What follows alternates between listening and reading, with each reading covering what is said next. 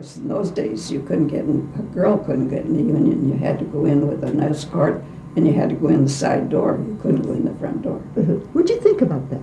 Well, those are the rules. So I'm not one to challenge too much. Well, we had to sign in and out, and during the week you couldn't stay out past 10:30, and on the weekends it was 12:30, I believe. No, we had to act like ladies. Yes. How did you feel about those rules? Did it ever occur to you that was? No, I don't think it ever occurred to me that the men didn't have to be in by any certain time, and the women did. I don't know. That's just the way life was then, you know. I think it was rather subtle, almost invisible. No one in my graduating class, so far as I know, aspired to be anything other than a teacher or a nurse or a secretary, and it was just so different then. But of course I knew it was a women's profession. My mother and two of her three sisters were nurses, and I didn't consciously say, however, I'm a woman, I'm going into women's profession. I said to myself, I've just always thought of myself being a nurse.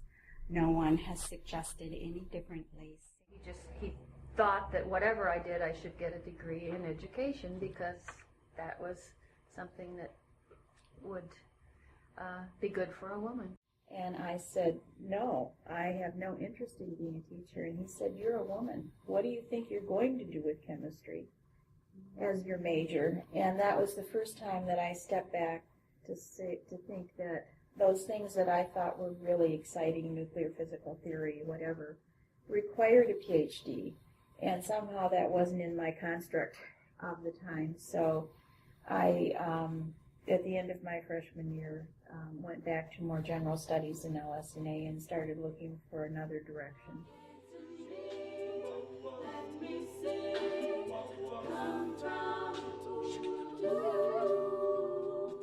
There's something to be done in terms of pushing like women into STEM fields, because I think a lot of times, either because of how they felt in high school or before that, or how women start feeling in college, there's this idea that we can't do STEM fields. But I know a lot of women who are capable to be the best in math, to be the best in the life sciences and the health sciences. So a push towards that.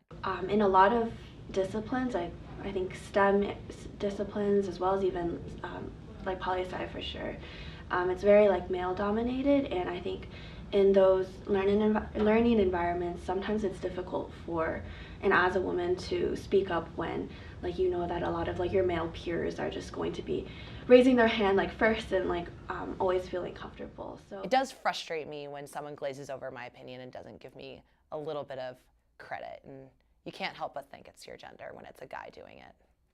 More women in STEM, would be. I'm not STEM, but I have friends in STEM, and they say that it's really crazy that it's like they're the only girl in a huge lecture. Having more faculty and more staff and more people who are women, and not just, not all women are the same. I think that having women of color, having queer women, having women who are not Christian, women who are immigrants, so I think that understanding that intersectionality, like understanding that social identities intersect, and seeing women of color like ourselves so we can have role models. Pushing that to the forefront, that, there's a space for you here, like there are people here, and maybe that starts from having more women teach those classes, so that people are okay with going to those classes because they think that they can become those women, right? Because there's some women that I look up to in the different departments that are the heads of departments and stuff, and I'm like, okay, I can be a professor like you one day, I can be a lawyer like you one day, because I can see them.